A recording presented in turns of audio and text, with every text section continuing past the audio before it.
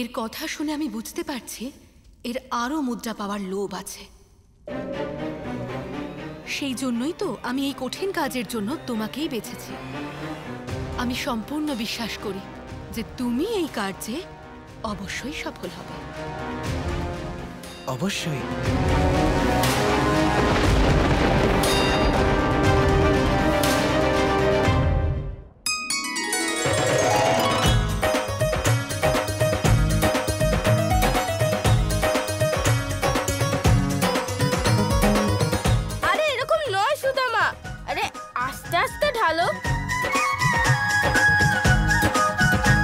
এবার আমরা গোকুলবাসীর তরফ থেকে সরস্বতী পূজার সংকল্প নেব।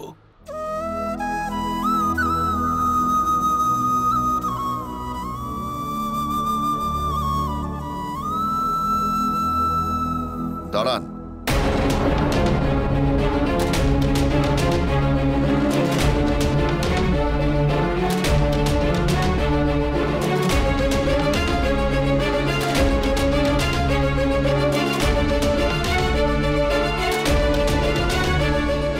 আপনি কে? আমরা সবাই মথুরাবাসী।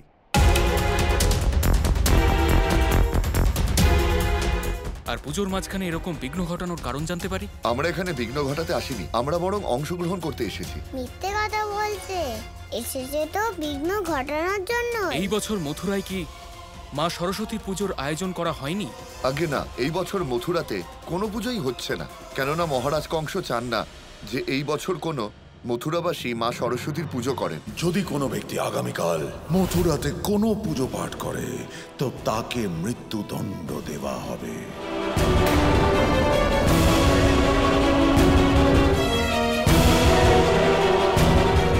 আমরা বড়ই দুঃখে আছি। এই জন্য যখন আমরা গোকুলে পুজোর ব্যাপারে শুনলাম তখন ঠিক করলাম যে আমরা গোকুলে এসে আপনাদের কাছে আপনাদের পুজোয় সম্মিলিত হওয়ার অনুরোধ জানাবো। আমরা কি সবাই আপনাদের সঙ্গে এই পুজোয় অংশগ্রহণ করতে পারি? আমাদের পক্ষ থেকে প্রত্যেক গোকুলবাসী বসন্ত পঞ্চমীর এই পুজোয় যোগদান করতে পারে, যার ফলে আমাদের সকল মথুরাবাসীর ওপর মা সরস্বতীর কৃপা অটুট থাকবে। না, আমরা আপনাদের এই পূজাতে সম্মিলিত করতে পারবো না। গোকুলবাসী হোক বা মথুরাবাসী, মা সরস্বতীর আরাধনা করার অধিকার তো সবার আছে, তাই না আর্য? তাহলে আমরা কাউকে এই পুজোয় অংশগ্রহণ করতে কিভাবে আটকাতে পারি? ঠিক বলেছ, আমরা কোনো ভক্তকেই সরস্বতী মায়ের পুজো অর্চনা থেকে আটকাতে পারি না। আমরা সবাই মিলে ঠিক করেছিলাম যে এই বছর মা সরস্বতীর পুজো আমরা খুবই উৎসাহের সাথে পালন করব, অন্যবারের থেকেও আলাদা করে করব। এমনটা হতেই পারে যে মা সরস্বতীরই এটা ইচ্ছা যে গোকুলবাসী আর মথুরাবাসী একসঙ্গে ওনার পুজো করুক।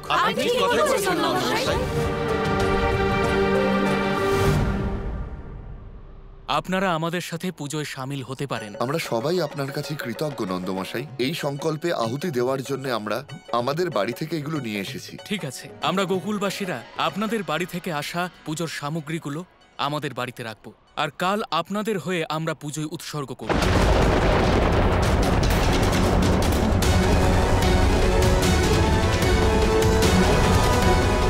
আপনারা এই পুজো সামগ্রীগুলো নিয়ে নিন।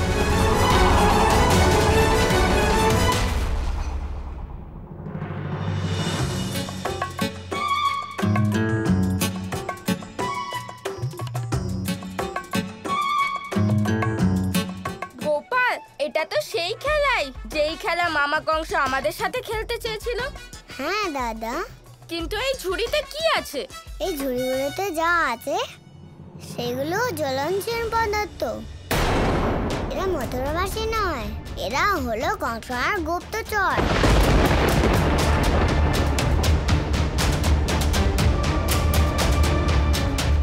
জ্বলনশীল বস্তু?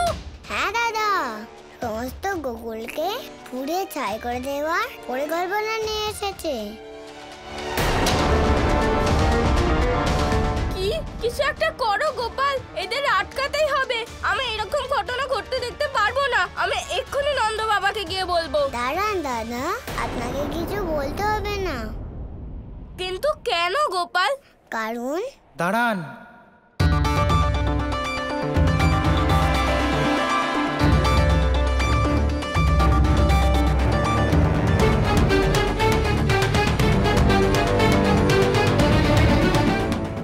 কে?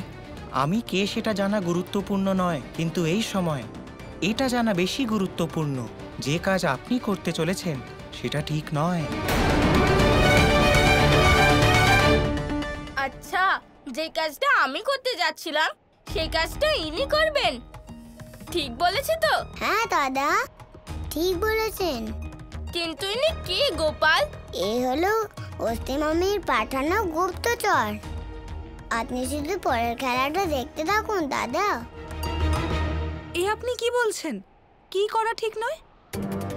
আপনি কে সেটা তো আমি জানি না, কিন্তু আপনিও যদি আমাদের পুজোয় অংশগ্রহণ করতে চান তাহলে আপনি শামিল হতে পারেন। আমি এখানে পুজোয় অংশগ্রহণ করতে আসিনি। তাহলে কি জন্য এসেছেন?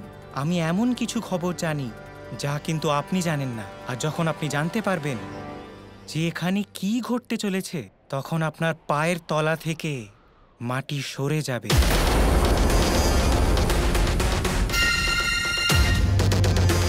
আপনি কি জানেন?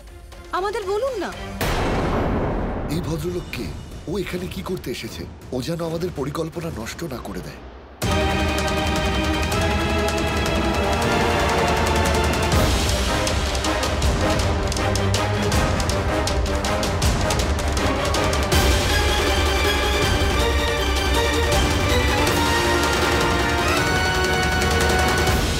আচ্ছা, আপনি কি বলতে চাইছেন পরিষ্কার করে বলুন। দেখুন, আপনি যাই বলতে চান সেটা নির্দ্বিধায় বলুন। যেটা তুমি বলতে চাইছো সেটা এরা এখন জানতে পারবে না। বলুন আপনি কি বলতে চাইছেন। আমি বলতে চাই যে ব্রজদুলাল নন্দলাল জয় গোপাল জয় গোপাল, ব্রজদুলাল নন্দলাল জয় গোপাল।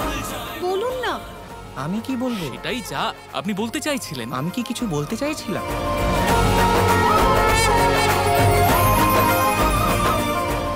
আমার তো নিজেরই মনে পড়ছে না, তাহলে আমি আপনাদেরকে কি করে বলবো? ব্রজদুলাল নন্দলাল জয় গোপাল জয় গোপাল। গোপাল, এসব তুমি করলে তাই না?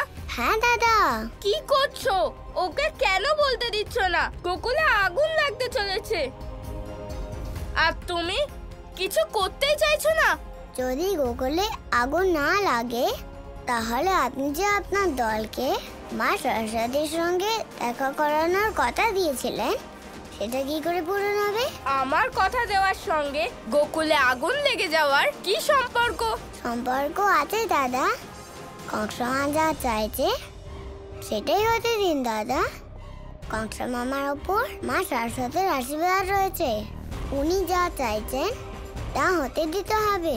গোপাল, এইবার তোমার কি লীলা সেটা তো আমি জানি না, কিন্তু এটা ভালো করে জানি যে এই লীলা অন্য লীলাগুলোর থেকে অনেক বড় হতে চলেছে। গোকুলে ঘটা এই ঘটনার জন্য উত্তরদায়ী কেবল তুমি হবে কিন্তু গোপাল। জানি দাদা, কিন্তু বসন্ত পঞ্চমীর পর যা নির্মাণ হবে সেটা আমার জন্যই হবে দাদা। কেমন নির্মাণ? একটা মহান জায়গা স্থাপন হবে দাদা।